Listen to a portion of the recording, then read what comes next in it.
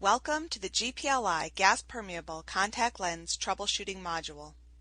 In this module, we will review signs, symptoms, causes, and corrections of common gas permeable lens problems.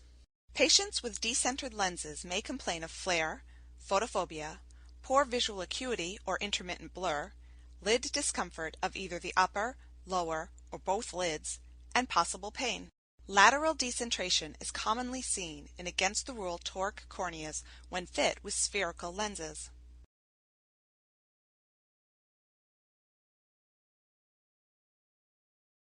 To correct this, a bitoric lens should be considered. Another alternative is to increase the overall diameter, which will force centration. A decentered corneal apex may also cause lateral decentration. This is commonly seen in post-surgical eyes. Frequently, going with a larger diameter lens or a specialty design is necessary. Lenses may also decenter inferiorly. If the lens picks up and drifts straight down, the base curve is too steep. Flattening the base curve will achieve a higher riding lens. Paradoxically, if the lens rotates nasally or temporally before dropping, the base curve may be too flat. In this case, steepening the base curve will achieve a more stable fit. Single-cut lenses often have increased weight or negative lid interactions.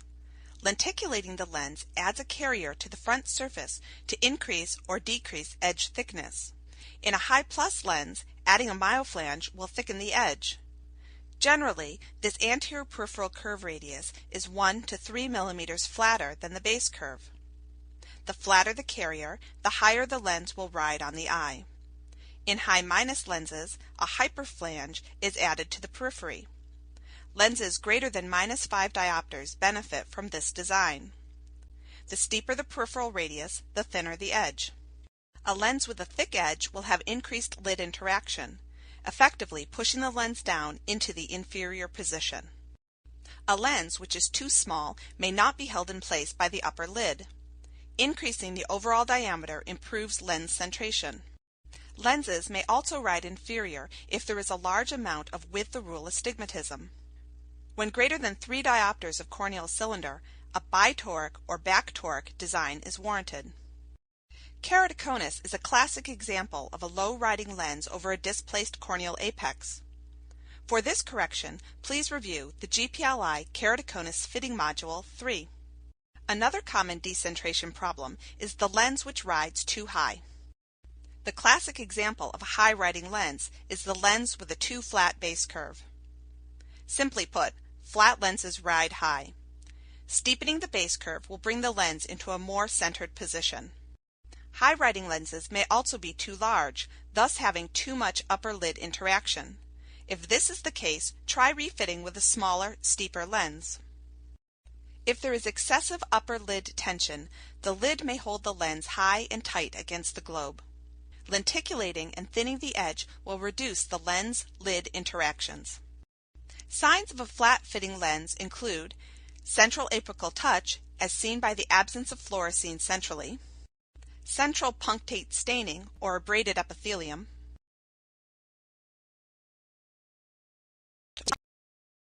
keratometry readings which have been flattened or distorted,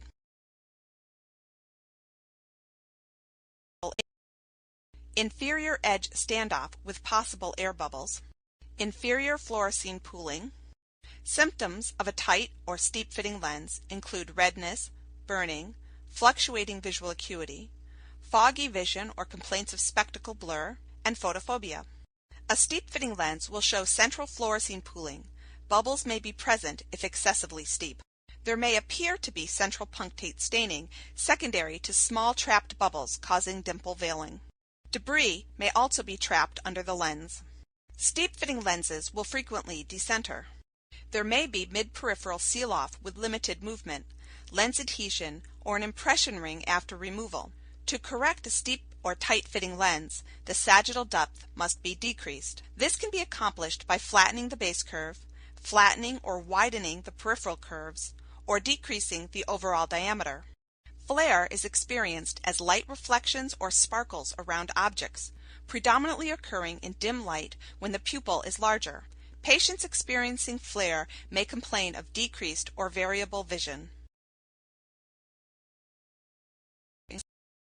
Causes of flare include an optical zone which is too small and competes with the pupil size, a lens which is decentered so the patient is looking through the lens edge, a lens which is overall too small for the eye, or a lens which is heavily scratched or deposited. To correct flare, the overall diameter or optic zone diameter should be increased. If the lens is riding too high, the base curve can be steepened to increase the sagittal depth and bring the lens down to a lower position. In this case, a 9 mm diameter with an 8 mm base curve lens rides high with the lid. Since low sagittal depth lenses ride high, the lens was increased in diameter and the base curve was slightly steepened, effectively dropping the lens to center over the pupil and eliminating the flare.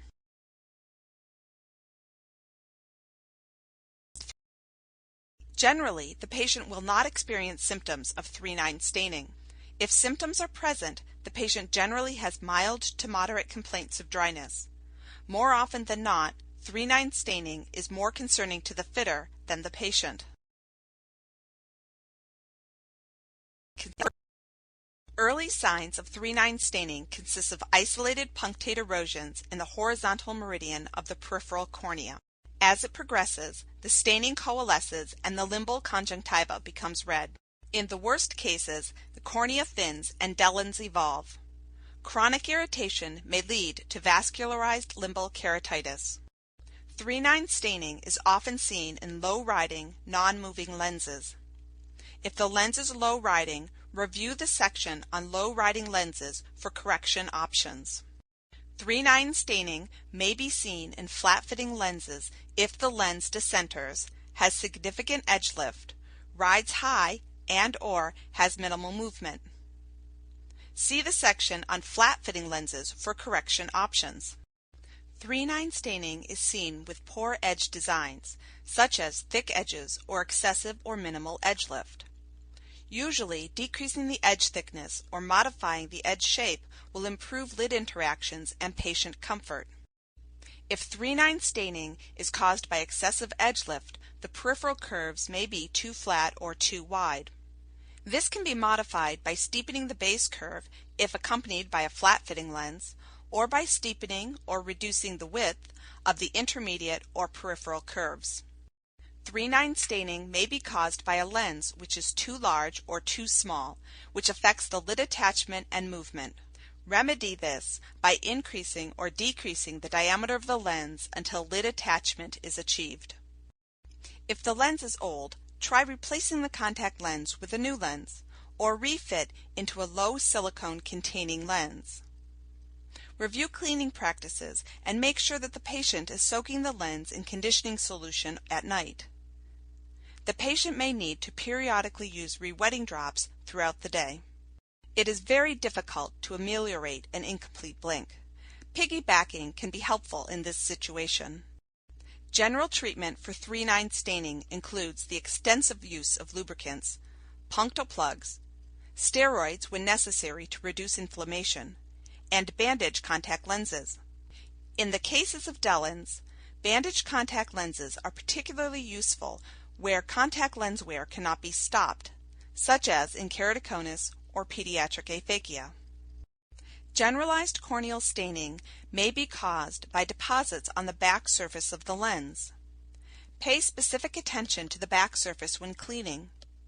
Candle the lens before insertion, and Progent to remove posterior surface deposits. Solution toxicity or preservative incompatibility can also cause generalized corneal staining. Try switching to a non-benzalkonium chloride containing care products, or rinse with preservative-free saline prior to insertion. Dry eyes have many underlying causes, and staining secondary to dryness is difficult to treat. Lubrication and punctal occlusion are a few of the many treatment options. Generalized staining may also be caused by lid margin disease. Conventional treatment includes lid hygiene, oral doxycycline, and artificial tears.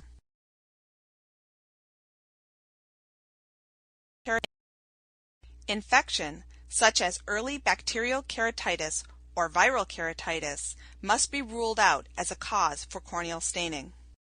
Redness is most commonly caused by dryness.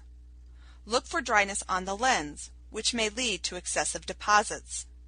The use of rewetting drops, punctal occlusion, and lens cleaning and conditioning, along with other dry eye remedies, are recommended.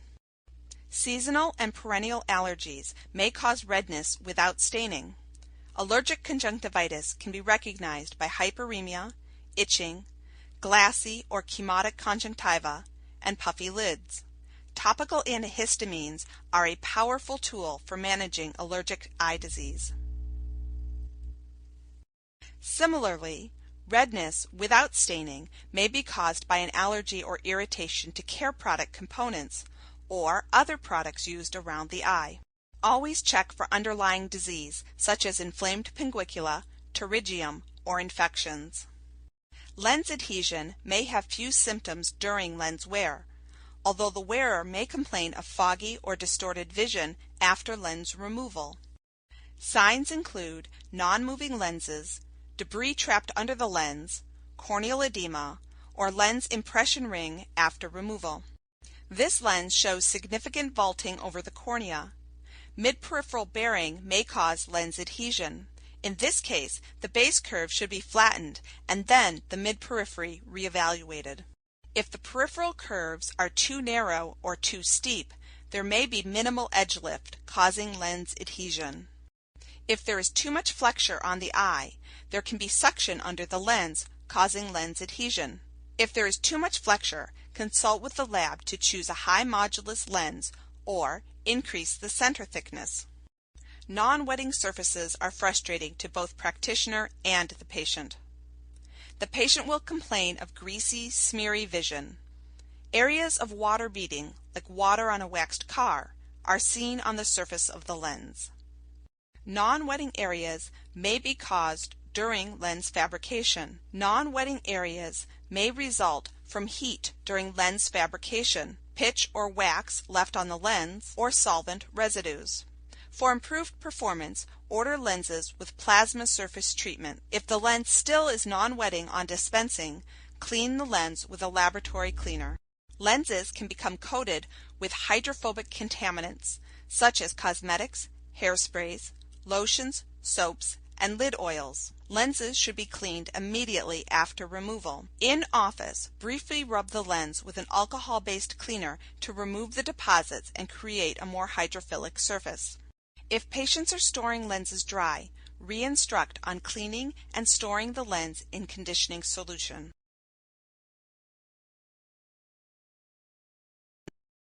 Dry lenses, or lenses which have bad surfaces, often lead to excessive lens deposits. Symptoms include foreign body sensations, which may increase as the day goes on. Redness, itching, burning, and decreased visual acuity are symptoms of excessive lens deposits. Deposits are seen as diffuse areas of debris or non-wetting. Patients may not be using proper lens care products when cleaning the lenses. Lens care should be reviewed at every patient visit, and the patient should be re-instructed as necessary on proper cleaning techniques. Decreased tear quantity or quality may cause surface drying and resultant deposits. The use of surfactant-containing rewetting drops can help prevent deposits from forming and remove mild deposits from the surface of the lens while still in the eye. Extremely heavy mucin deposits will cause decreased vision. Often, deposits like this can only be removed by extremely strong cleaners such as Progent.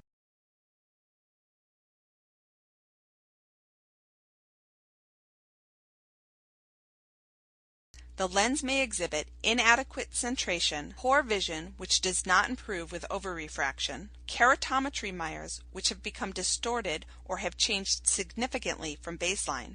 When reading the lens on the radioscope, the mires will focus in a toric type pattern. Lens warpage can be caused by repeated flexure on the lens during lens handling or cleaning. Review handling techniques to avoid compression. Check center thickness to make sure the lens was not manufactured too thin. In general, Low-minus lenses should be around 0.12 millimeters thick to prevent flexure. Astigmatic lenses may flex during the blink. Ptotic or tight lids can lead to excessive pressure on the lens. To avoid the development of ptosis, GP wearers should be taught proper removal techniques. Low-riding lenses may induce a postural ptosis. Chronic pulling on the lateral canthus can lead to stretching of the lid, levator dehiscence, and crow's feet. To avoid lid stretching, the lens can be removed by pinching the lens out using the upper and lower lid margins. Care should be taken to place the fingers directly at the lid margins to avoid flipping of the lid. A plunger can be used to avoid handling of the lid altogether. However, it is extremely important to visualize the lens before placing the plunger on the eye. There are several reasons for unstable vision. If there is blink-induced flexure, consider the cause. Review the section on flexure for remedies.